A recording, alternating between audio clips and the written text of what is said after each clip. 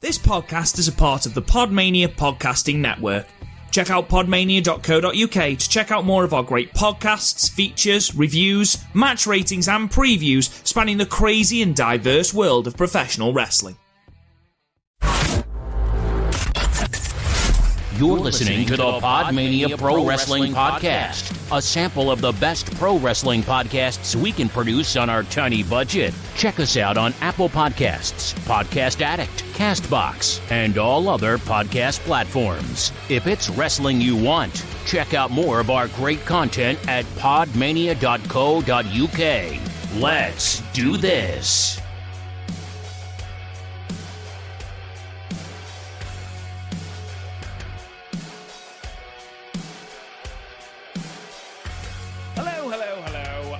Welcome to the PodMania Podcast. This is definitely the first time tonight that we've done this, Chris O'Brien, isn't it?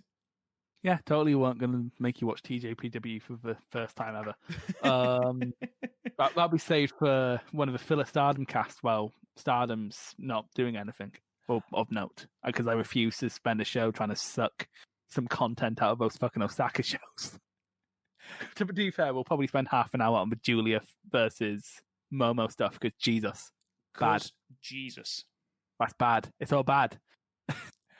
Yeah, full disclosure, guys, we actually recorded about 20 minutes of content, and we're just about to start the Tokyo Joshi Pro match from the 4th of May, and I was just about to pop my TJPW cherry when the computers decided that no, and refused to play it. So, apparently my computer is incredibly sexist. Who'd have thought it? So, we've changed the matches on the fly. Whoa! Whoa!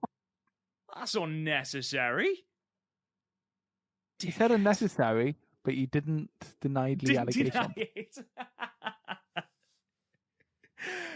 So what we've done is we've had to change the matches that we're going to do. We're not going to do the wheel because it's not fair if Garth's not here to do the wheel. So we've just chosen some matches. Now, Chris, this one we're going to open with is one that you've chosen on the fly, basically. I thought we were going to end with the good one and start with the bad one. Would you like to start with the bad one? Yeah, I'd rather end my night with a good match rather than but I don't want to go to bed thinking of James Storm versus Chris Harris.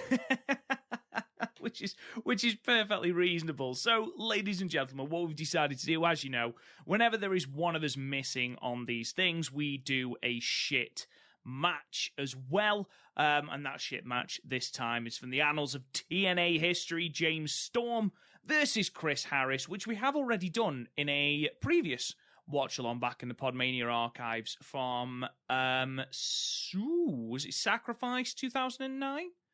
Yeah, this came after. This was after Sacrifice, I'm pretty sure. No, this is 2007. This is Lockdown 2007.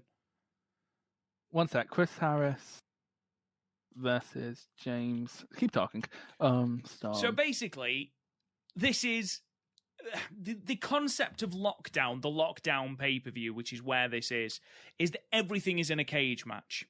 And there are slightly different variations of a cage match theme running throughout the entire pay-per-view. And if you think that's slightly overkill, then you'd be 100% correct. There are some really good matches. The Lethal Lockdown matches tend to be quite good. The Lethal Lockdown match on this was very good. Have you ever seen that image of Angle sticking his middle fingers up? Yes, is that from the show? Yeah. See, we could have watched that, but instead, you chose it. Instead, we are watching a Blindfold 6 Sides of Steel match, which I'm sure you're all going to love, listening along and watching along as you are at home. I'm sure you're all going to really, really enjoy watching two men fumble around the ring, not being able to see. In a cage. Why is it in a cage, Chris? Why the fuck would you need a blindfold match in a fucking cage? Right, so you've clearly never seen a Lockdown event. All the matches are in a cage? All of them is in the cage? Oh, yeah. I'm fully aware. I've just explained to our lovely audience about the concept of Lockdown. But what I'm trying to ask, Chris, is... Do you want to know how that came to be? Dusty Rhodes, wasn't it? No, Dusty said it as a joke. Oh, amazing. And then Russo and Dixie ran with it. That's amazing. It's funny you should say that, actually. I was listening to Eric Bischoff's podcast, and he was talking about, I think it was TNA Lockdown 2010. And he said, why are we still doing this pay-per-view? And the only answer he'd ever get was, oh, it's a TNA staple. And Bischoff would go, but it makes no fucking sense. And he'd just get met with, but it's a TNA staple. It's like SummerSlam. And he was like, it's not at all. Why do we still do it? Oh, it's a TNA staple. It's like whenever he'd ask, what is the X division? To be fair, the X division was always very loosely defined. It's not about weight limits, it's about no limits. But the way to fix that wasn't to introduce a weight limit. Well, you say that, but you say the X division is about no limits, which is absolutely fine. That's great. But in that case, what differentiates it from any of the other belts? The mentality. Kevin Nash wasn't going to win. Right, don't ask me to justify. I'm the last person you should ask to justify TNA, because I shit on TNA all the time to bait Gaff. So, I have such an odd nostalgic affinity for TNA. Even the stuff that was shit. Before we jump in, do you want to quickly know what else is on this card? Because it's a weird card. Obviously. So for the X division, we have Saban, the champion, defeating Alex Shelley, Jay Lethal, Shark Boy, and Sanjay Dutt. I imagine that was quite good. Roughly 7 out of 10 average on Cage Match, and Wrestling Observer gave it 3.5. Just give it 7 stars. Fucking hell, was it in the Tokyo Dome? We have Robert Roode. Actually, the highest rated match was in Osaka Joe Hot. No. We have Robert Roode with Eric Young and Miz Brooks fighting P.T. Williams. Mm-hmm. Gail Kim taking on Jackie Moore, which I mostly know for the OSW jokes. Right, yeah. The phrase "ride into Egypt" was used. We have Senshi, otherwise known as Loki, versus Austin Aries in a match that I'm sure had no egos involved. Despite the fact that both of them are notorious dickheads, I bet that's a good match. How long did it go? Shaded in the 10 minutes. The one rating it has on Cage Match gives it 6 out of 10. Yeah, it's bang average. Special referee Bob Backlund. Oh, fucking hell. We have this, and then we have a steel cage match between Daniels and Jimmy Lynn. So, for the NWA Tag Team Championships, we had Team 3D versus LAX of Hernandez and Homicide in an electrified steel cage. Wow. So we had 2 worst matches of the year candidates on this show. And then the main event was Team Angle of Jarrett, Angle, Rhino, Samoa Joe, and Sting versus Team Cage of Abyss, AJ, Christian Cage, Scott Steiner, and Tomko. Aside from Tomko, right, listen to the fucking talent you've just reeled off. I mean, Scott Steiner in 2007, talent. He's a name. He's a name, you could argue. A name.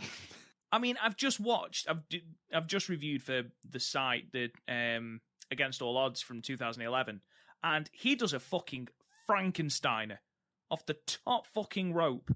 And he's like 49 at that point. But earlier this year, he couldn't take a fucking sunset flip from Kurt. We are talking 10 years ago, though, to be fair. Yeah, also, he got an infection in Puerto Rico. He didn't. He got a steel pipe through his throat. Oh, Christ. I think that was a different incident. Jesus Christ, the man's... And also, I think it was for Steiners. They had Swarmer with them because they appeared in All Japan. I believe it was for Steiners. But someone around this time just brought Swarmer along, and they had him in the background. Sure. And it's like, who's that? Oh no, it was for Steiners because we were teaming with Swarmer at the time. So it's like, oh, it's Swarmer.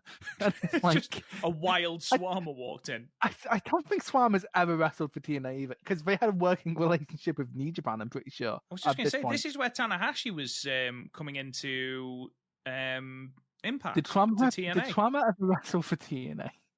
He didn't. So he was literally the cheerleader.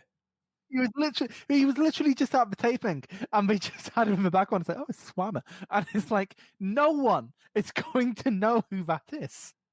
Like the average Garth watching TNA in 2007 isn't like, I'm pretty sure he'd still remember him though. I'm pretty sure if I said Swammer's name, he's like, who? It's like, oh, he turned up in the background of TNA one time. Oh yes, Swammer. I bet you any money if you went up to Garth and went, do you know who Kazuchika Okada is? And he goes, who? And you can go, oh, Okada? And he goes, oh yeah, the guy from the Green Hornet. You're like, yeah, that's Okada. Okay. Which is depressing for everyone. TNA shenanigans aside, let's watch these TNA shenanigans. If you want to type into Google, then James Storm versus Chris Harris, Lockdown 2007. You could just put the link in the description. I could. I'm not going to though, because I'm mean. Do the work, people. This is a banked one though, so there's a possibility this would have been taken down by then. But also, I think this has been up since like 2008. 2012 it went up, 22nd of January 2012. They uploaded a 240p video in 2012. They should be ashamed of me. Hang on.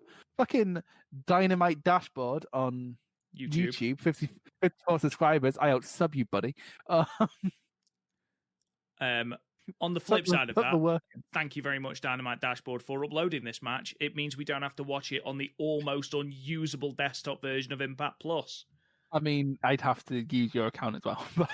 There we go. Anyway, if you want to go on to the first YouTube link, find the one by Dynamite Dashboard. It is 12 minutes and 58 seconds long.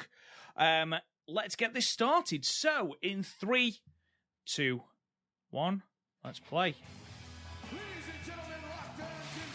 Oh, the crane cam.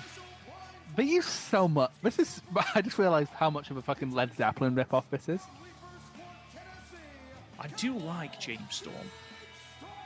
So do I. I think everyone likes James Storm.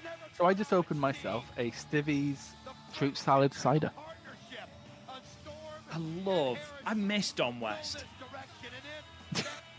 Don West. Oh, there's a guy in a blindfold.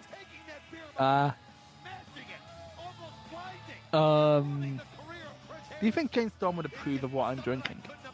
What are you drinking? A Stivvy's fruit salad cider. No, not at all. You know what it tastes like?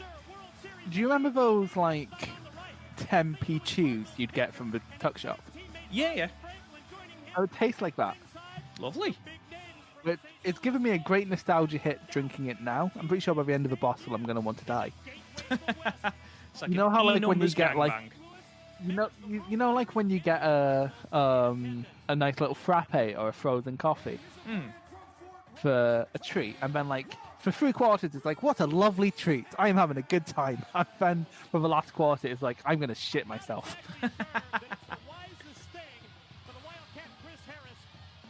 Hey, Braden Walker. That is fucking eye patch, Braden Walker.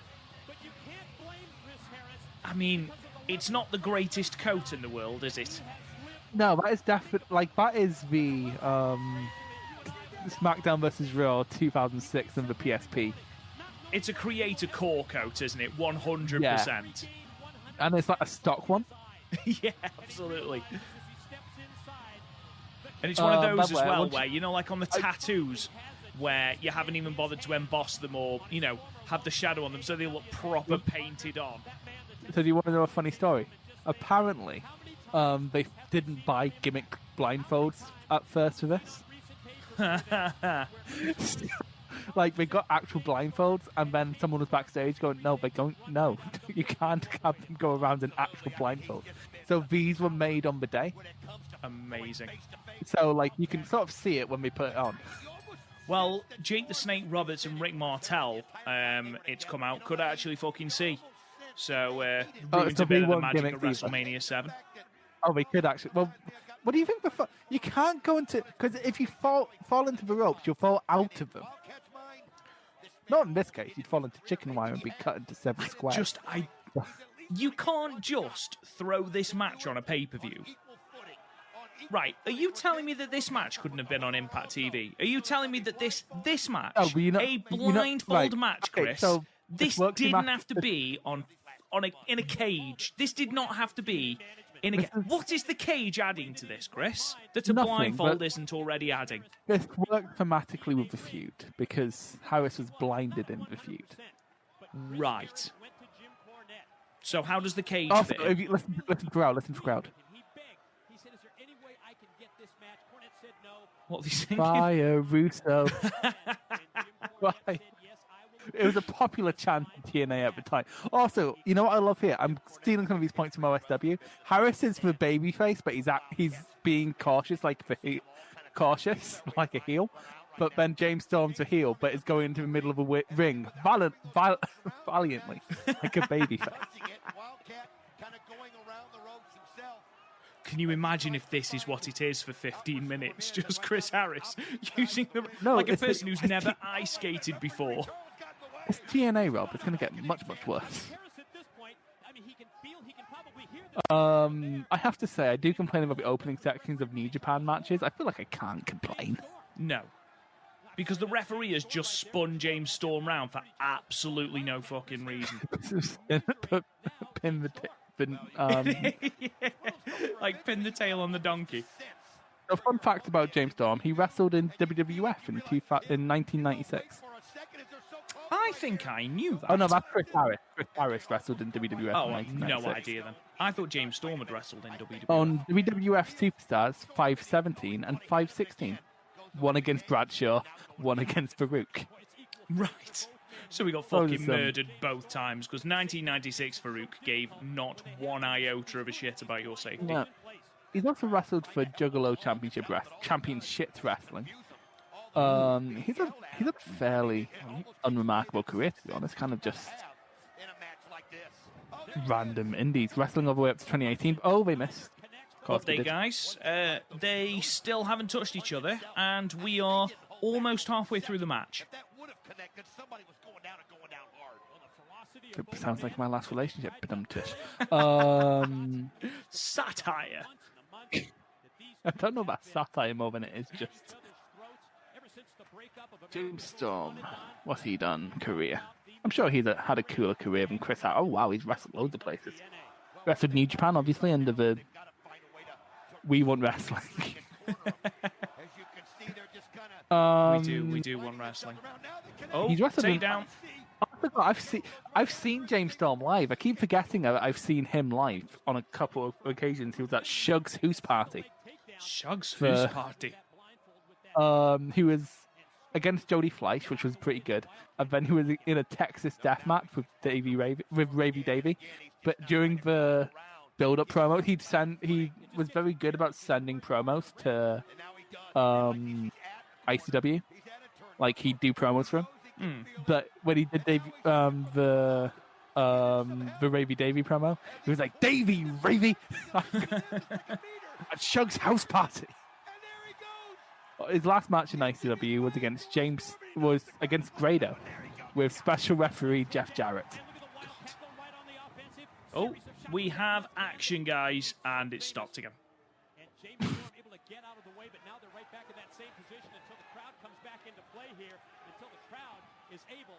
Have I ever told you about the kinky party? You have, yes. The chant is great. No kinky, no party.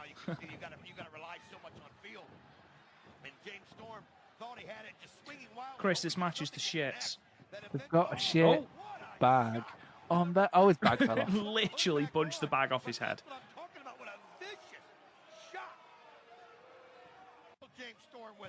Literal boos from the crowd. Yeah. I think this might be the DVD version because it just cut to when his mask was back on. Oh god, massive boring chants as well. Yeah, there's been one good blindfold match. That was D'Lo Brown versus Triple H. I used to hate the Jake Robertson, Rick Martel one, but you can. It's probably the least shit thing on that. Yeah. Mate. Actually, no. Warrior versus Savage. Yeah. Which isn't as good as like boomers make it out to be, but it's completely passable. It's weirdly, it's not the best thing about that match. It's Elizabeth coming back, isn't it? That's what everyone remembers. Yeah. Because no one remembered. If people remembered how many elbow drops, it's why I laugh when people go back in the day finishes were respected. What the fuck? To be honest, Savage had both of Warrior's best matches.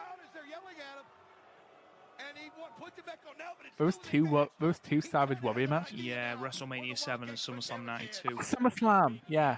SummerSlam 92 was actually a really, really good match. I don't remember anything from SummerSlam 92 apart from Brett and Bulldog. Which is tremendous. Which is great. It's even more impressive when you realise how... Destino! It's even more impressive when you find out how fucking off his tits Davey Boy he was coming down... He was smoking crack all weekend with night out. What makes me laugh is that Legion of Doom couldn't do the Doomsday device because Hawk was too fucked up. Yeah. It's almost like we're hanging out with Happy Mondays the night before. It's so weird because everyone in the SummerSlam 92 crowd looked fucking lame, but there was so much good shit going on. Actually, no, this is a few years before Brit. There was so much cool music shit going on, but like everyone in the SummerSlam crowd were fucking lame. I thought he was going to go for an Emerald Explosion. So I'm watching too yeah. much. Blockbuster. We're just conditioned. RKO from out of nowhere. Well, that's more a stunner, actually. No, it can't be a stunner. He didn't sell it properly. Well, like Bad Bunny. Not Bad Bunny. Logan Paul. Like Logan Paul. Like, I was speculating on this on my video, but no one... It's for one part of my video people ignored. What was Logan Paul being there to do? He was thinking, I'm not going to watch WrestleMania, and then magically thought we were going to watch a 4-hour show because Logan Paul was on it for 10 I think minutes. the idea is he's got a ridiculous amount of social media clout. I think that's the idea anyway. Did you see that... But there were no dead bodies. No, true. Jake Paul's boxing match, and I say boxing in the loosest sense of the word. I've seen the allegations of it being fixed. Yeah, it 100% fixed. 5 million pay-per-view buys. Shit. So he's got... They sold out Manchester Arena, didn't they? No, that was Logan Paul and KSI. Jake Paul's the mental one. They're both stupid blonde boys. Like, they all look the same. Spear off the side of the cage. I don't really know why James Storm was attempting to climb the cage wall anyway. This is the second time that it's fallen off. I mean, you'd think they would be tied on, really, wouldn't you? No, we did. The thread broke. You can hear a fucking pin drop in that arena. Fire Russo. So we've had Fire Russo, boring. I'm sure I heard we want refunds. We want wrestling was the chant. And we want wrestling. No, I heard we want refunds.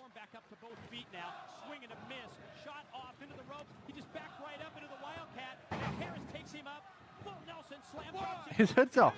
Don't count the pin, his hoods are off. Be consistent, damn it. There is no internal logic to this match. Christ, he looks like he's about to fucking kill an innocent man.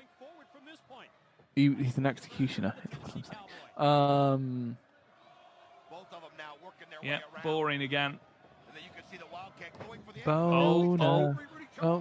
Oh no, he's got the referee and the sharpshooter. Oh, it's a reverse screw job.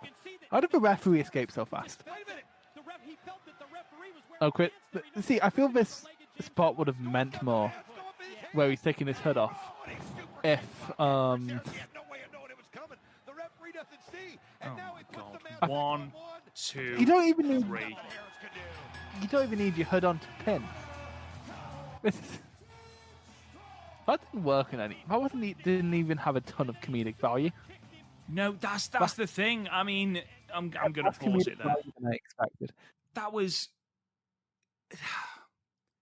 like Jake Roberts and Rick Martel. I keep coming back to this because it was the original. Well, the original that I saw anyway. I'm sure there was ones in the territories, but that had comedy. You'd got Roberts sort of getting the crowd on his side and getting the crowd to get louder whenever he got closer to Rick Martel.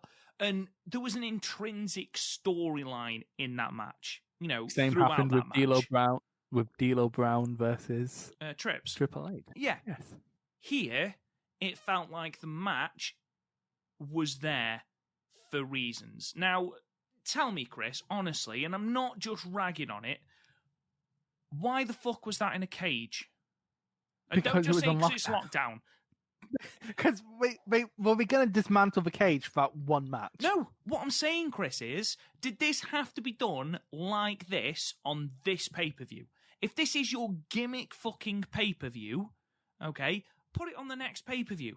Either put it on the next pay-per-view or make it the main event of Impact or something.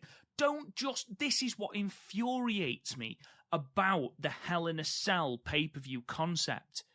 Because it used to be you'd have one, maybe two a year.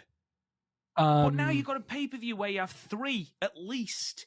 And they feel so forced. I can... You're making a huge mistake by attempting to enforce logic in a Russo-booked show. Infuriating. Really, really infuriating. The crowd fucking hated that. Oh no, the crowd didn't have a good time. No. It was either silent or asking for it to stop. That's 12 and a half minutes I'm never, ever, ever getting back. I did ask, do you want to watch a good match instead of come this? on, man. You had one. There are very, very few rules in the PodMania law book. One of them... Yeah, apparently you can ignore all of them. Yeah, because my podcast, bitch. The main one is, if one of us doesn't show up, we watch a shit match. That's how we've seen such classics as Jeff Hardy versus Sting from Victory Road. You didn't see it. That's one you didn't show up on. The Dusty Rhodes and Blacktop Bully match. Because, quite frankly, the Hardy versus Sting one was my idea, so I've accidentally created this tradition, which I don't like. I don't really know how you would rate this. That's a no rating for me. I feel like a minus rating would give it a level of infamy it doesn't deserve. That's what I thought about the fucking Shawn Michaels match the other week. No, because we rated that properly. We gave that an actual grade. We didn't rate it negatively. Yeah, but I was looking at it going, where did the infamy... Because that was like 5% more Shawn than normal. But at least that was an actual match. Yeah, with blood, and Garth was having a good time. Exactly. And if any time that Garth has a good time, we need to embrace that because he has a good time, such a little amount of the time. Yeah, he can watch the best match ever. He could watch Misawa versus Kibashi 2003 with his arms folded going, back in my day, they wouldn't have bumped once. He's a grumpy fucker. Let's be perfectly honest. But I put in a Hulk Hogan meme in the group chat the other day, and he called it anti-Hulk Hogan rhetoric. Yeah, I'm with you on that. I think you look back at those negative ratings and you almost go out of your way to watch them because they are negative ratings, and you think, oh, there must have been something super shit. This was just boring, and I refuse to give it a negative star rating just because people might seek it out then during through curiosity. We should have watched the electrified cage match. At least people would have got electrocuted there, and at least the cage would have at least made a little bit of fucking sense. That was very, very, very on and off. Of course it was. Of course it was TNA in it. Because Devon would just keep touching the cage, forgetting it's meant to be electric. Is it like the Chamber of Horrors match we watched the other week where the switch kept being turned on? Yeah, except there was no switch, and they had the was meant to be conducting the electricity was like a pump, Jesus. like the kind of thing you'd use to keep a bouncy castle going. My God. And, yeah, it was, and they tried to. It was under like the Sin Cara lights. Yes. It was under them, but Dudley still bladed. Oh. So, despite the fact you couldn't see. No one knew they had bladed until after the match. Oh, it's so infuriating. So infuriating. Should we watch something good now?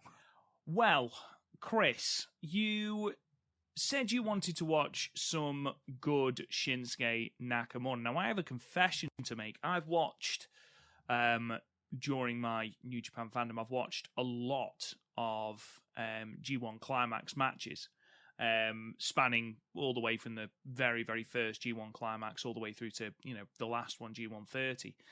I've never seen anything from G125, ever. Have I? I'm trying to remember what's in G125. The final is Nakamura versus Tanahashi.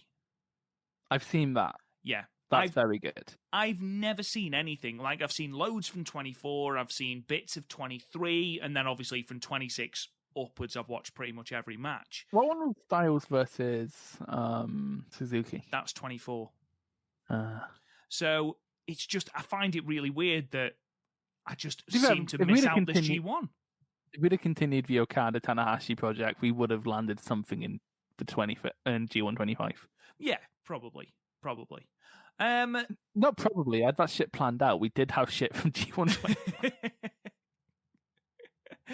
So, as I've already stated, we're looking back at 2015, the G1 Climax 25. You should link this one. Yeah. Because it's unreasonable to expect people to find things from...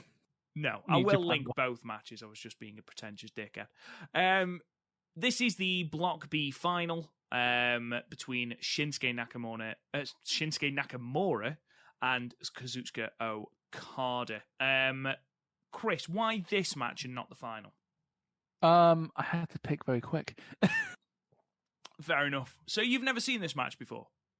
I have a long time ago. Like, it's one of basically when I first got New Japan World in 2016, I would have got World. It'll be after G1 in 2016, and Lariato had put up his recommended list, and I was just scrolling through, and I saw Nakamura versus Okada, and I thought, probably good. I know those names. I like Nakamura, the sexy bastard. Let's get it started then. So if you follow the link in the description of the podcast, it'll take you to the match. It's 45 minutes, but Chris has already stated, it'll be the post-match promo and everything, with it being the final. And we don't cut shit out from the upload, so there's gonna be we'll still have the how they hold on the crowd as they file out. Yeah, it's probably that and all. It's a 30-minute time limit, so. Exactly. So, ladies and gentlemen, we shall press play in 3, 2, 1, go. Look how Sumo full Hall. Sumo Hall is. What do you say about my hard cam as space? I don't know if that is space, though. Is that press? I can't tell. Because why would that be empty? Hang on, but shush, either shush, side shush. full? God's about to enter the building. Shush. Such an underrated theme. Just reminds me of Wrestle Kingdom 9. And the 8 with the 8 was a fucking incredible entrance. The Crown? Yeah. That's 9. You say that every time. No. 8 had a different entrance. Was it the one with the dancing girls? I think so. Oh my god, he's just so... I miss him. I miss him. The guy in WWE is not Shinsuke Nakamura. Hasn't been since the Sami Zayn match, mate. Oh, I love him. No, because here's the thing. He had his charisma for a while. It took him a while to lose his charisma. Do you want to know who else was in G1 25? In this block? Well, in both blocks. Let's see if I can guess them. Oh, okay, so in Block A. So there's 20 competitors, am I right? Yeah. Okay. 1, 2, 3, 4, 5, 6, 7, 8, 9, 10. Yeah. He's such he's a god. So, if you don't want, he's one of those people. If you don't want to sleep with him on some level, I don't understand you. Okay, so competitors in G125. I haven't Googled it, I promise. Okay. So, Tanahashi, obviously, Yes. because he wins it. Nakamura, obviously. Uh-huh. Okada. Uh-huh. Naito. Yep. AJ. Yeah. Suzuki. No. Oh, Suzuki no, because was he's in Noah. He's in Noah, yeah. Kojima. Kojima, yes. Which means that Nagata's going to be in there. Yep. That's 7. Tamatonga. No. Oh, really? This is pre-Tama. I'm pretty sure Tama was still a junior at this time. Tenzan. Yes. Think Rob, who the big Bullet Club tag team at this time? Oh, Carl Anderson. Yeah. Luke Gallows. Or Doc Gallows, that would be good. Oh, Jesus. I don't know if I'd fancy watching 10 block matches of I'm just gonna. Doc Gallows. The match is going to start, so I'll just quickly go through the rest. So, Block A standings were Tanahashi, AJ, Naito, Fale, Yano, Shibata, Ishii, obviously. Ibushi, Makabe, Tenzan, Gallows. And then in Block B, it was Nakamura, Okada, Anderson, Goto, Ishii, Elgin, Yujiro, Nagata, Kojima, Homna. To be honest, neither of those are bad blocks. No, I was just going to say, neither of those are bad blocks. A is worse because you have both Fale and Gallows. Makabe. Oh no, Makabe was decent in 2015. Yeah, this is like never run Makabe. Never run Makabe, yeah, I was just going to say. This is before Elgin became... This is before Elgin was like, fuck Michael Elgin out. Well, he probably was still fuck Michael Elgin. Just but not publicly. Not publicly. Like, it was publicly okay to like Michael Elgin at the time.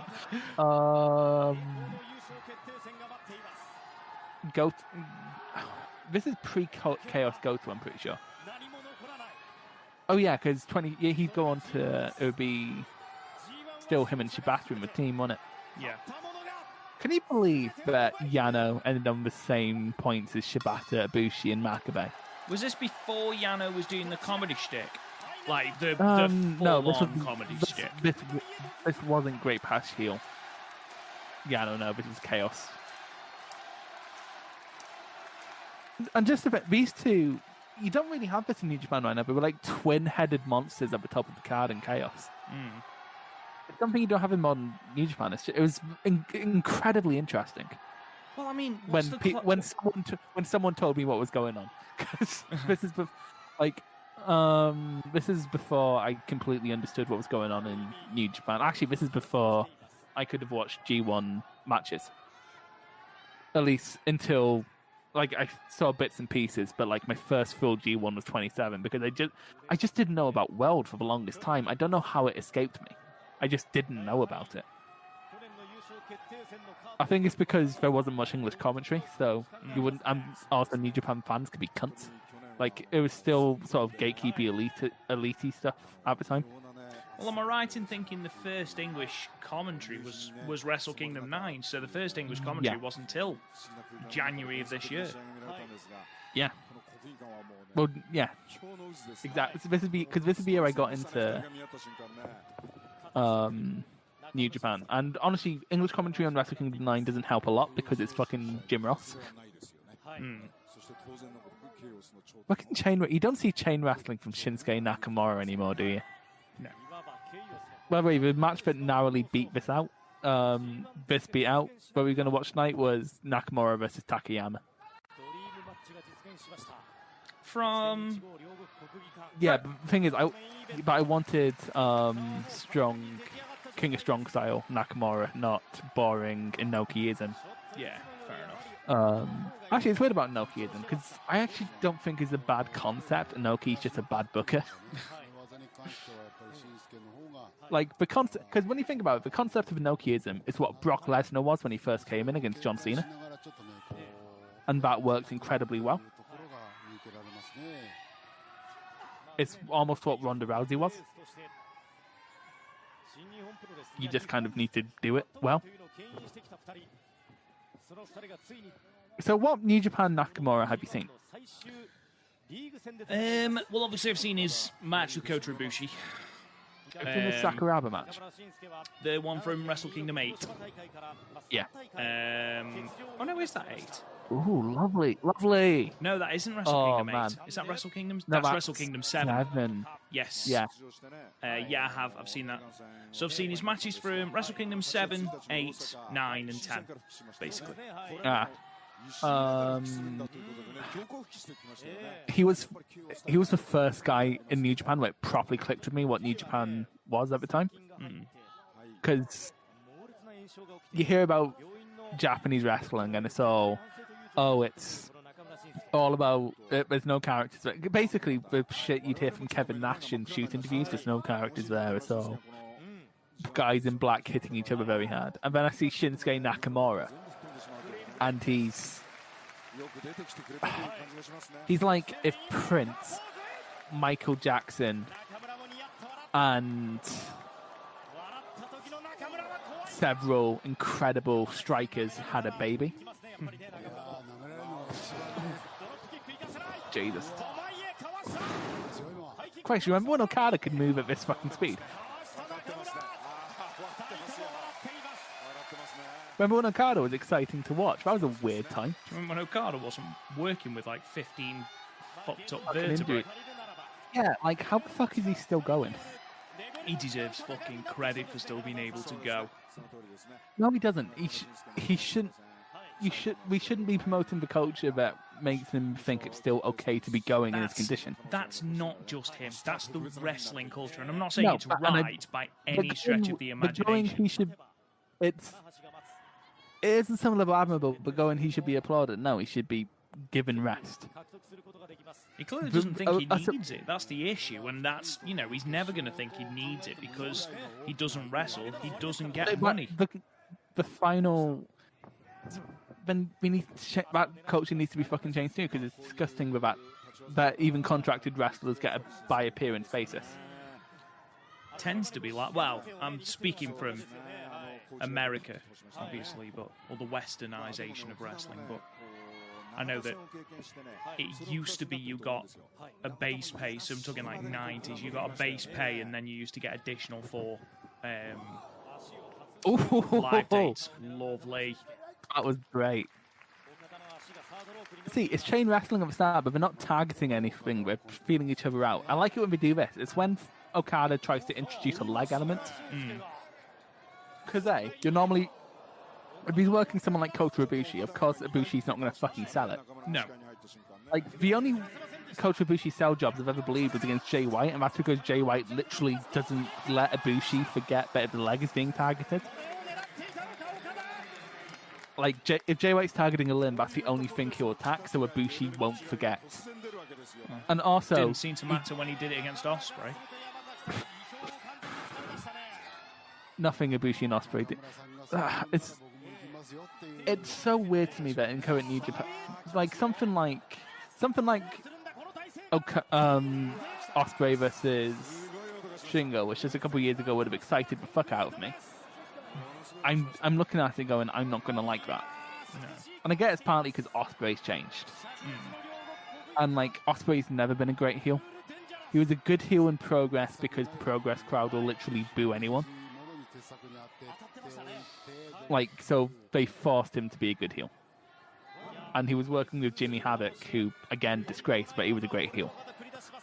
I think what isn't helping is the fact that New Japan as a product at the moment, there's just there's so many cracks. That's the main thing for me. Everything is too long. The main events, are going to be long, and you accept that to a certain point. They're not even good at pacing the... That's the problem. It shouldn't be long for being long's sake. If it's a story, if it organically goes that long, great. That's great. But don't force it to be long just because it's the main event.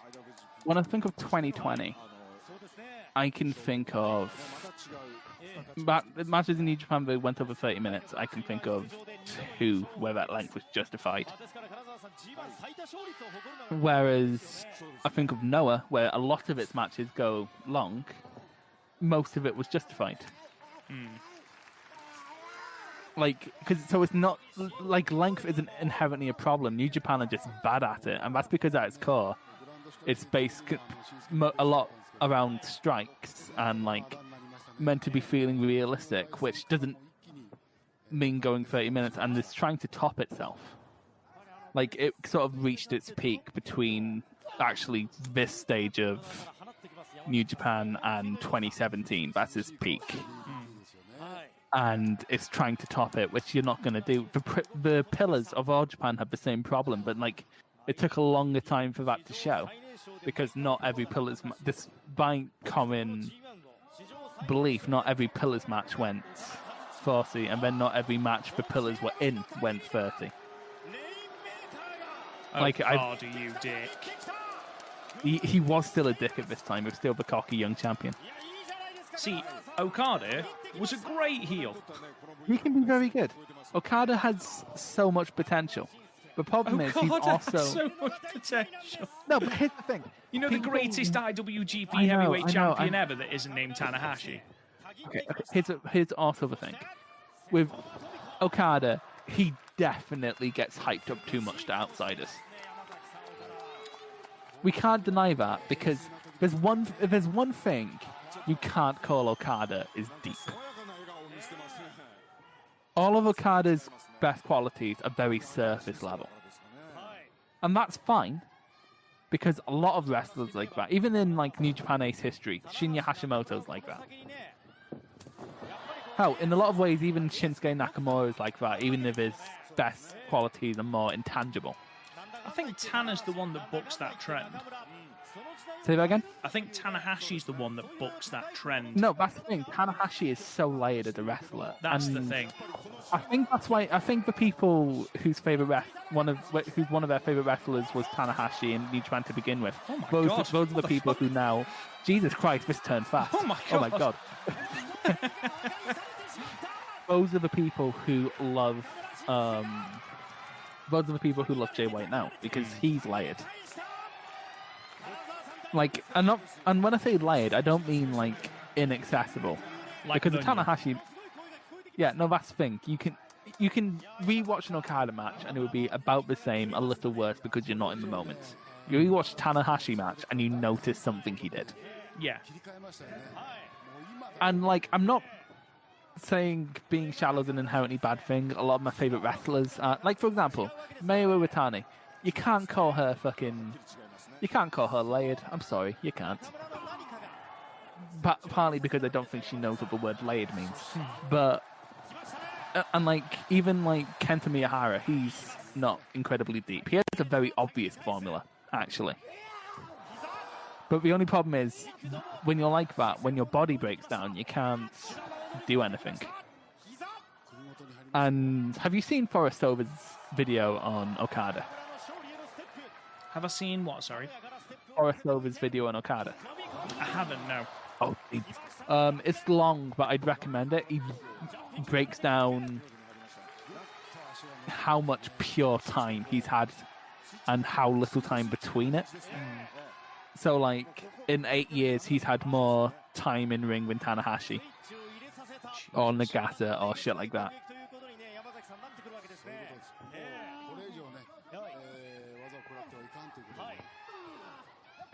It's mad, because I can't explain why this...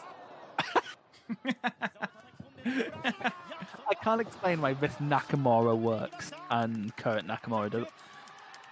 Because in reality, they're kind of doing the same thing. I think it's aura. I think it's aura, genuinely. But you can't explain where the aura goes. And I understand a lot of it's going to get lost in WWE's production. Because at the end of the day, I have enjoyed a lot. I've enjoyed probably about as much WWE matches this year than I have New Japan matches. The difficulty is, Chris, would it have changed had Nakamura won the title at WrestleMania 34? No, because you look at that match, and people, it's weird, because the way people were talking about that match is the way people talk about New Japan. They were looking for a problem that wasn't there. Like, they blamed time, but they had 20 minutes. I don't think it's time. The thing, it's not a good match. I think, well, if I think it's not a bad match, it's just not WWE overhyped it. WWE overhyped it as a dream match. But the issue was... It's a real dangerous thing for WWE to do, to sell a feud on match quality, because that's never been their strong suit.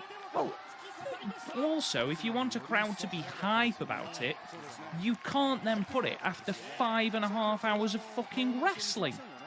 No, the you say crowd that. are exhausted. It works for Wrestle Kingdom. I understand this is still the middle of the card, actually, so it's probably not percent. Ooh. Exploder? Inverted Exploder? No. Oh, that was lovely such a nice transition. That was a move. I love whenever we're watching New Japan main event, we spend more time giving out about modern New Japan than we do praising the very good match we're watching. It's an extremely good match. I mean, it's Okada and Nakamura in 2015. I'm sure no one thinks it's going to be anything but. Fucking hell. See, I kind of hate that. It's like, especially in current wrestling, where it's like, oh, it's these two, it's definitely going to be good. And it's like, we need to stop giving people the benefit of the doubt when it comes to quality. Because that's how so many people get away with being shit for so long. Hello, Gado. You think of all those decisions New Japan made in 2018 where people were going, oh, but I'm sure it's going to be fine. And then it wasn't fine, but we didn't talk about it because it's New Japan and no one in 2018 wanted to be the one who didn't like New Japan. Like, you sort of see people are like, why does everyone suddenly dislike New Japan? I'm like, I'm willing to bet a lot of those, because you can sort of hear it on, like, if you go listen to old Young Lion podcasts. Those problems were there. We just didn't. No one wanted to be the first ones to say New Japan's downhill. And you saw, like, a lot of it. For example, when I started really giving it out about New Japan, you were wondering if I was being unreasonable, despite the fact you agreed with every single one of my criticisms. Sorry, just watch the bum IA off the top rope. Oh, I fucking love that move.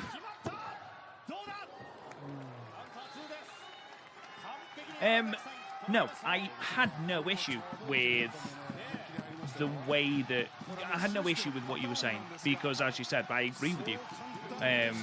I think there are problems that are far more deep-rooted in New Japan than New Japan are willing to acknowledge. And a lot of the fan base, not all, it's difficult to tar everyone with the same brush, that's unfair. No, that's the thing. The problem is, a lot of those people are starting to realise it. The problem is because they look at... A lot of those fans look at things at such a surface level. They're guessing that there's something wrong, but they can't articulate. My issue is, on both sides of the argument, is that there is such an unwillingness to see the other point of view. And that's for New Japan fans who are rose-tinted glasses still. And that is for detractors who, you know, if you then say you like New Japan or you like something about New Japan, you've then got 3 or 4 smarky cunts going, yeah, well, you're an idiot for liking that. If someone's just like, for example, we both follow Amani Shoe Exchange on Twitter. They post about enjoying a New Japan thing all the time. When they've posted that they like a New Japan... Oh, young Jay White there. Baby Jay White. With a mohawk, it's adorable. His hair is shit, isn't it? He's just discovered My Chemical Romance. He's grown into his style, hasn't he? He's grown into the Switchblade character, let's put it that way. Oh, Jesus. His head was really low there. When they're just posting about general... I will not jump in on someone who likes New Japan when they're posting on Twitter unless they're asking why are people not liking New Japan, in which case I'll talk about it. I'll just link my video because it's quicker than writing a Twitter thread. But the thing is, a lot of people, for example, we can both agree that New Japan's Korakuen output has been stupid. Like, it's chewing their own Korakuen market. Yeah, they've run Korakuen, what was it, 40-something times? Oh no, they've done 40-something shows, haven't they, or something? Yeah, it's 20-something time I've spoken to Korakuen. Like, it's more times in Korakuen than New Japan or Noah have run shows this year. All Japan. And, yeah. And someone was like... And, like, that's what people are saying. It's a stupid amount of shows. They're hurting their business in Korakuen because they're holding big shows in Tokyo every month. So why... Well, Tokyo, sometimes Yokohama. So why would you go to the Korakuen show when you can go to the show with a title match. Like, that's just basic business. Like, you're not gonna, as a band, you're not gonna play residency and go play Wembley. That's just not how you book. And that's what people are saying. But people, when we talk about New Japan numbers shouldn't be this low, fucking hell. People seem to think people are going, oh, New Japan is dead. And it's sort of the same reaction I see from WWE fans where they... Jesus Christ! Oh my God! Oh my God! Nakamura has just fucking destroyed Okada's face with a knee. Crap, I swear. Crap, he's the Kenta Miyahara of this fucking era in terms of he's just... yes. Actually, Nakajima is probably a better... Anyway. I'm still reeling over how fucking awesome that was. Jesus Christ. But like, it's sort of the same as WWE fans, where they will overstate every criticism ever levied against it because they're still trying to because they feel they need to justify their fandom. When in reality, you don't. And I'm saying this as someone who watches some stupid fucking shit. Right, I'm out.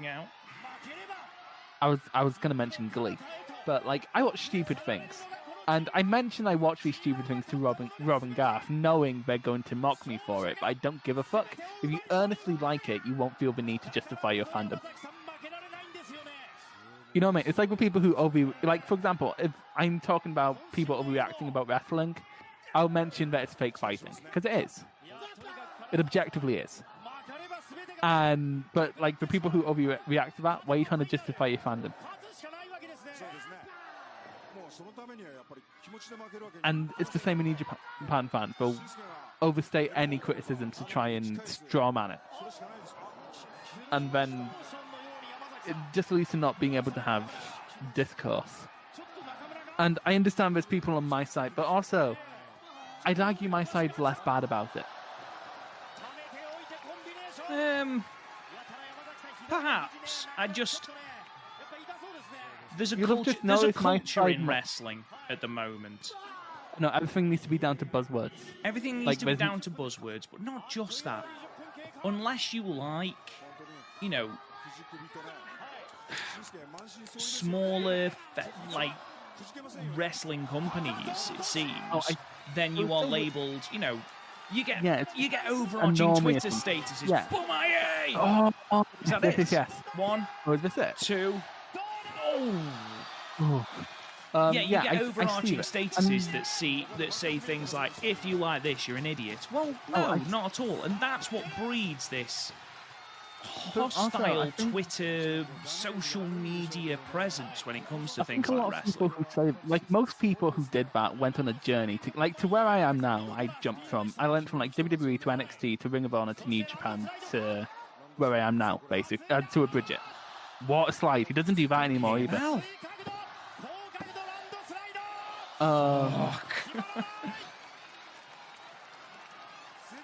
But like, so when I remember, when the releases happened, a lot of WWE fans were like, I'm not sure I want to watch anymore, which is perfectly valid. And like, a lot of people going, like, even people I like, for example, Conrad Nearfalls. He put out, if you don't like WWE, watch 2AW or Seedling, and I'm like, that's not a logical jump from WWE. If you've been watching WWE all your life, that's not a logical jump. Oh my god! Oh my god! That's not a logical jump. Like, it's like going, oh, you don't like Game of Thrones anymore. Have you tried JoJo's Bizarre Adventure? Like, not. Best you take steps to get there. So, like, if you're leaving a lifelong WWE fandom, I'd say a natural jump would be AEW or even New Japan, if you want to go a bit more exotic. Or the Indies or Ring of Honor. But like, really, with wrestling, it's just a case of you need to experiment. Because chances are, if you have... Oh my god! He spat his gum shield out in mid-air. That's incredible. Oh, he scouted that finisher. An Okada match with a narrative. What the fuck? I love this. This closing stretch is fucking beautiful. Oh, Jesus. That's a dangerous one. Ugh. But like, just to quickly finish off on point, if you have a niche in wrestling, you'll find it. You just need to experiment. You need to just try different things. But in addition to that, 'cause you're absolutely right. Oh, it's just such a natural counter. No, I understand people are under more time constraints than me, and it's why I don't recommend. Like, for example, something like Noah takes time to get into. Yeah. So, like, I'd recommend something like Noah. I'd recommend another Pure company if you were coming from New Japan, but coming from WWE. Honestly, either Impact, AEW, or Ring of Honor are your logical jumps. Yeah. Basically, too long don't read. Like what you want to like, but don't be a prick to people who like other things. We're in an era where, oh my god, he's tapped! Oh, you never see that anymore, do you? You don't see Okada tap ever! And that was a surprising finish, but also came at the end of the stretch, so it didn't feel anticlimactic. That's how you do a fucking finish like that. That was fucking great. Beautiful. I'm curious how long that went. I can tell you exactly how long it went. It went 23:31. That felt shorter. Yeah. It built. It naturally built. And what a closing stretch. And it's a natural thing, because these two are the heads of their... So this effectively creates 1A and 1B. Yeah, 100%. But you're absolutely right. You don't have that in definitely Chaos. You look at Okada as the de facto head. Who have you got then? Ishii? Yeah, Goto? That's the thing. It's not really a dynamic I see anywhere else in... kind of maybe Ueno and Takashita in DDT, but that's not really the story they're telling. They teased it in Bullet Club with Evil and Jay White. No, they didn't. But you can't say you can't. They aren't on the same level wrestling-wise as Nakamura and Okada. I endeavoured not to add story where it isn't there. For example, people say that the Ospreay thing was a climb. Like, he lost Okada when he climbed to the title. That's not the story being told. Because I guarantee you, they just wanted a title in that faction. And if Ospreay got injured, Jeff Cobb would be your champion right now. I guarantee you, that wasn't the story being told. The story of the double-headed, while it wasn't like a continuous rivalry, this actually mattered. Right, okay. Just also, a young Show. I think also a young David Finlay. That was a good crop of young lions. It was a really, really good crop of young lions. So good that it kind of affected the crop afterwards. Because Watto and Oka have been given such unrealistic expectations. Watto's gimmick. It just, oh my god. Don't you disrespect my beautiful blue boy. Chris, let's talk about the match we've just seen, because I feel like you said, we've talked a lot about the fortunes, both bad and good, of New Japan's current product. The match we've just seen was fucking stellar. Jesus Christ. Yeah, especially that fucking finishing stretch. That closing stretch was brilliant. When it pulls you in years later. Like, years later. I knew who won. You knew who won. Yeah. We both know who won because we know what the final was. We know what the final was, exactly. But even so... Okada's the champion coming into this, I'm pretty sure, as well. Yes. So we knew he wasn't going to go to the final anyway. But even so... But that's something... Because, for example, going back to... So to bargain current New Japan, but if you chance that 9 times out of 10, you know the result going in. You know who's going to win. But what current day New Japan can't do is distract you from the fact you know, whereas old New Japan absolutely could. Yeah. There was an anything can happen almost mentality. You can't tell me that anything in New Japan that's happened this year was as good as that. I mean, again, I haven't seen Shingo versus Ospreay yet. I've heard it's, a 5-star classic from people who are notoriously difficult to please. But, I am going to watch it at some point. I'm probably going to watch it when we finish the podcast tonight. I'm going to watch Yamashita versus... But yeah, that I feel has led to the formula that they just tried to emulate with less and less success in the G1 this year, or last year, sorry. Where they tried to have these epic matches, which led to, Naito doing 27 minutes against Goto. It just doesn't need to be done. I've actually got Naito's run up here. So 27 minutes with Tanner, 25 reduced. Yeah. 20 with Goto, or 22 with Goto. It felt only longer. Only 8 with Yano. 24 with Yoshihashi. Which I liked that match. I didn't need to be 24, almost 25 minutes. It didn't need to be 24 minutes, though. 27 minutes with Sonata. No Sonata match should ever go over 15. The only I disagree. The only Sonata match that was Okada at G129. Yeah, I like booking a pro wrestling match. It was all right. It certainly wasn't New Japan's match of the year like Tokyo Sports tried to proclaim. Tokyo Sports is politics. 28 minutes with Sabre. Only 20 minutes. That did not need to be that long at all. Only 21 minutes with Kenta, but to be fair, he did go 30 with Kenta earlier in the year. Exactly. And 24 with Evil, which was still too long. Oh, God. Well... If it helps, Sonata went 27 with... The issue is, for me anyway, and I am a lapsed New Japan fan. I watch the odd match now, whereas I was, both me and you were watching every big show, every match. We had a New Japan podcast, for God's sake. But I'm just not as invested in the people. I think it's about New Japan also. It was very primal. It wasn't...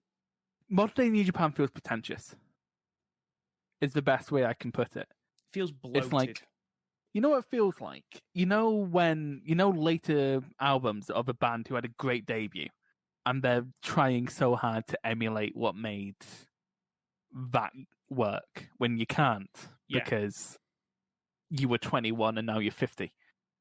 It's like that. It's like modern day New Japan is like the last Paul McCartney album. It's like every Tool cover band. So Tool, like I can't deny that there's good stuff. Like I'm pretty sure if I mapped it out, Cobb versus Shingo would still be in my top, if not in my top 10, touching my top 10 matches of the year. Yeah, it was a great match. But also, that's the best New Japan match of the year. But at least in my opinion, I'm not sure if you agree. But that had none of the current New Japan top guys in it. No, not even top guy, because Shingo's currently a New Japan top guy. That is true. I mean, it didn't have any of the anything that New Japan normally forces on its big matches. It kind of just was. It didn't insist on itself. That's the problem with modern New Japan. It insists on itself. It has to be epic. Everything has to be big. The problem is when everything's big, like it's like how Oasis at its worst is just annoying because it's trying so hard to be the biggest thing you've ever heard, and you just sort of like, this is a ballad about when your wife left you. Can you just stop? The big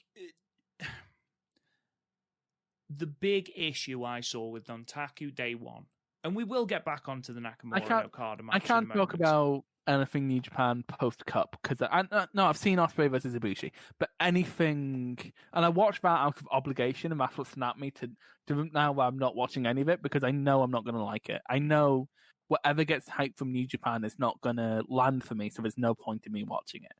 The main criticism I saw but about... also, you have to understand, that's me going from... and you saw... Because I was making your New Japan World for the Cup because I was still fully invested in New Japan. I went from this time, less than a year ago, being fully invested in New Japan to not wanting to watch it at all. That's how bad the last while have been. And then it's only sitting thinking about it when I realised, no, these problems have been going back a long time.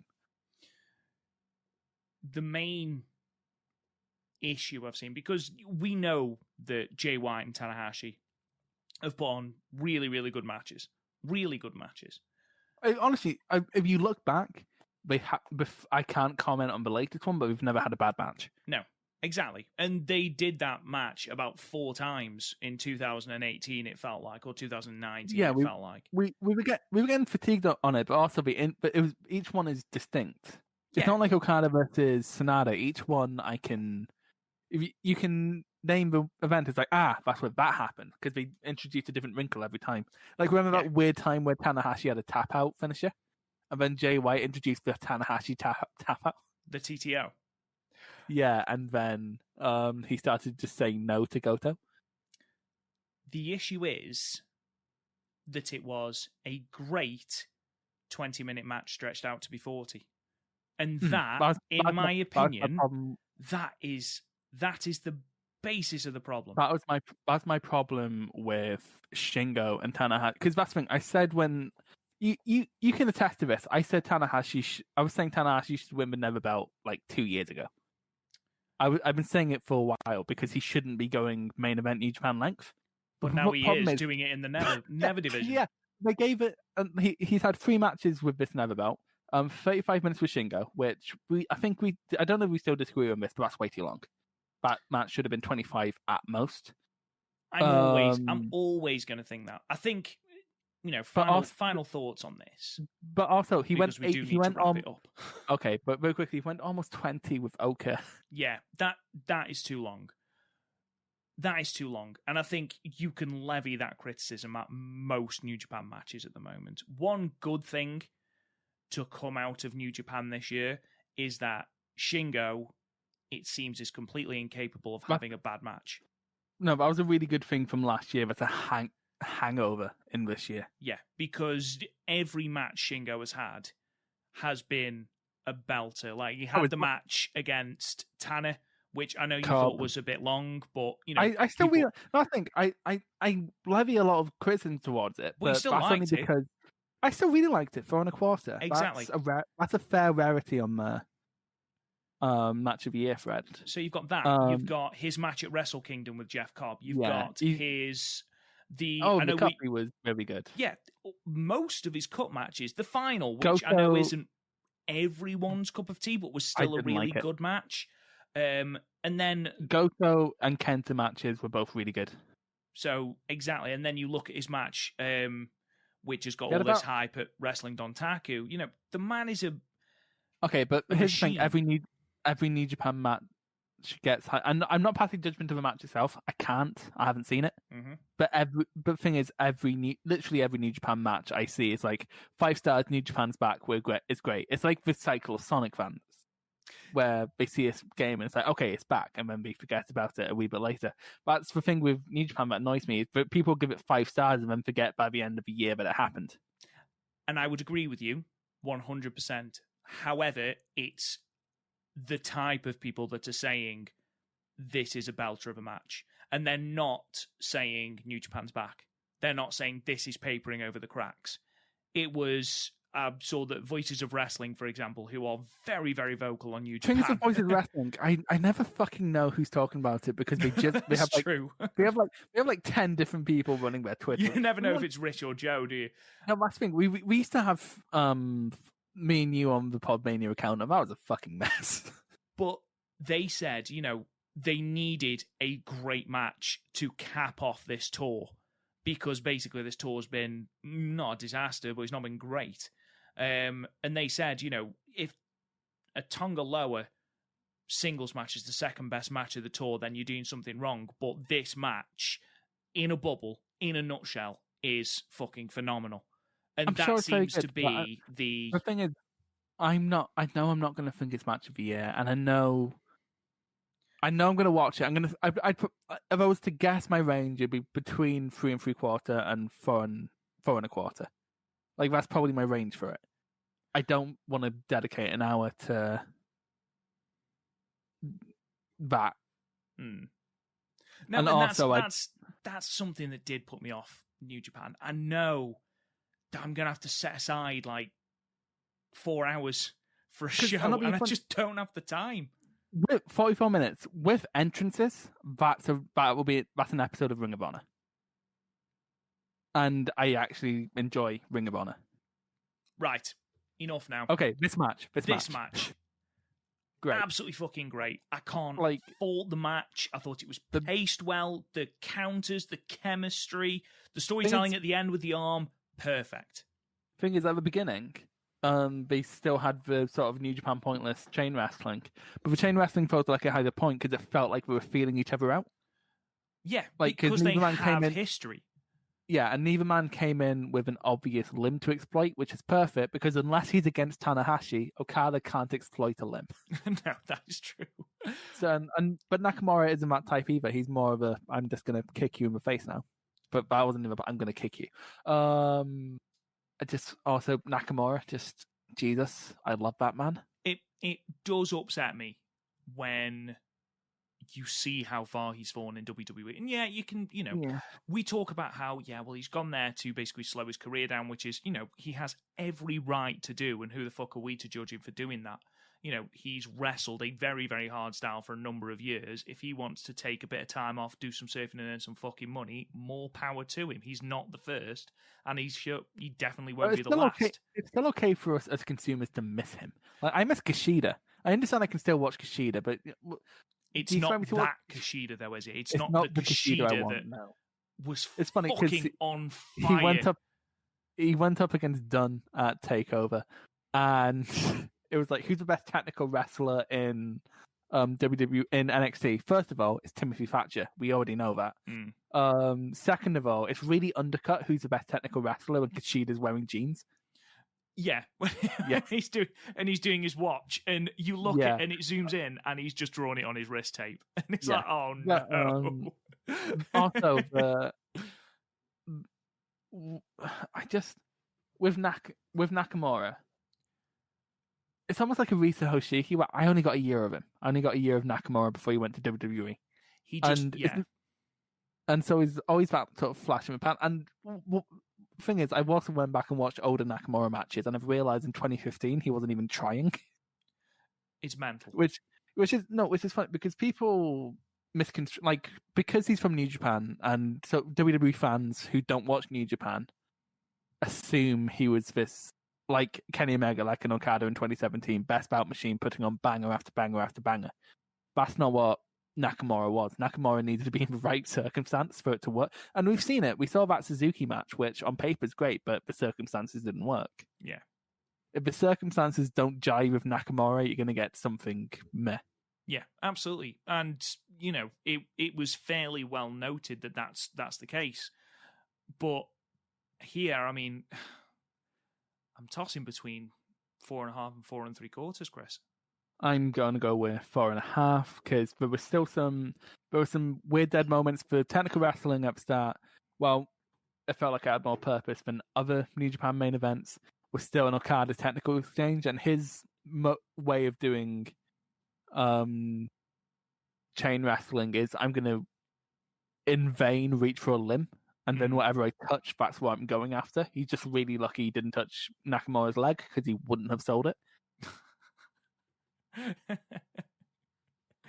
I'm willing to go 4.5. I thoroughly enjoyed that match, and it was a nice sort of time capsule. It got 4 3/4, and I think it was 9.64. It got on Cage Match.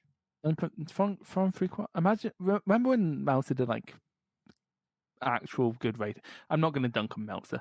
No, it's a hack point. The final, which I know is a phenomenal match, and maybe one day we'll put it on the wheel. But that got 5. How long did that go? I can't remember. I don't know off the top of my head. I don't think Garth could take New Japan Nakamura. Oh, I think he'd. I think he would. I think he'd love it. I think it would be too much for him. We'll see. That might be the next thing I add to the wheel. Anyway, ladies and gentlemen, thank you so much for joining us. We truly do appreciate it. Please make sure you subscribe to the podcast wherever you get your podcast. Leave us a 5-star review and a comment. It really does help our podcast out. Be sure to check out the website, www.podmania.co.uk, for all our podcast archives, match ratings, reviews, and all that good stuff. You can find us on Facebook, PodMania Podcasts, on Twitter at PodMania. You can talk to me on Twitter at RealRobGoodwin. Chris, where can they find you? At Chris. Chris. I cannot say it. Hang on. I'm clearing my head. Takes a while. I have a big brain.